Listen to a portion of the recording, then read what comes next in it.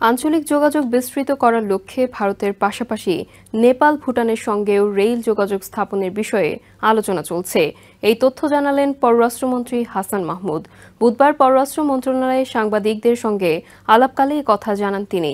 প্রধানমন্ত্রীর ভারত সফর প্রসঙ্গে পররাষ্ট্রমন্ত্রী বলেন, কারণে অকারণে বিএনপি সরকারের বিরোধিতা করে। ভারতের সাথে কোনো চুক্তি হয়নি, দেশের স্বার্থ রক্ষায় সমঝোতা সই হয়েছে।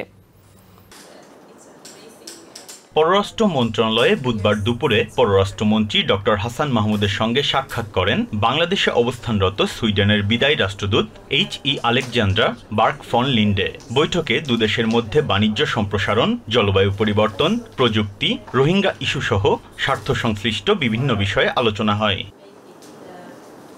পরে সাংবাদিকদের সঙ্গে আলাপকালে সমসাময়িক নানা বিষয়ে কথা বলেন পররাষ্ট্রমন্ত্রী।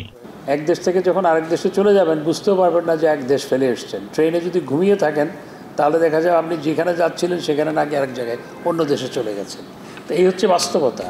সেখানে কানেক্টিভিটি সেই পর্যায়ে গেছে, তাই বলে কি তাদের সার্বভৌমত্ব নষ্ট হয়ে গেছে? মন্ত্রী বলেন, ইউরোপের এক দেশ থেকে অন্য দেশে ট্রেন যোগাযোগ রয়েছে।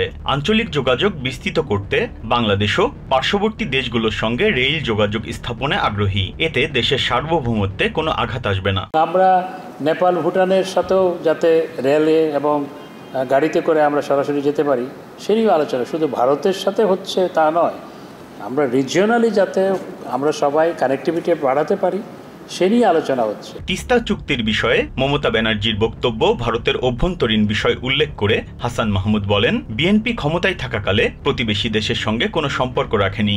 বর্তমান সরকার সম্পর্ক রাখছে বলেই পণ্য আমদানি সহ বিভিন্ন সুযোগ সুবিধা ও দেশের স্বার্থ সংশ্লিষ্ট বিষয়ে কাজ করা সম্ভব হচ্ছে। বিএনপি টেক্সটের ভিতরে না গিয়ে চুক্তি আর সমঝোতার পার্থক্য না বুঝে মির্জা ফখরুল ইসলাম আলমগীর সাহেব বক্তব্য দিচ্ছেন। আমি ওনাকে বলবো আগে একটু ভালো মতো পড়াশোনা করে তারপর মিডিয়ার সামনে আসার জন্য। তো যেই চুক্তিগুলো, কোনো চুক্তি হয়নি, যে সমঝোতা স্মারকগুলো হয়েছে সেগুলো সবগুলোই বাংলাদেশের স্বার্থে হয়েছে, বাংলাদেশের স্বার্থ সংরক্ষণ করে। সীমান্ত হত্যা শূন্যের কোটায় নামিয়ে আনতে বাংলাদেশ ভারত একযোগে কাজ করে যাচ্ছে বলেও জানান পররাষ্ট্রমন্ত্রী। বিপ্রজিৎ চন্দ, TVN 24, ঢাকা।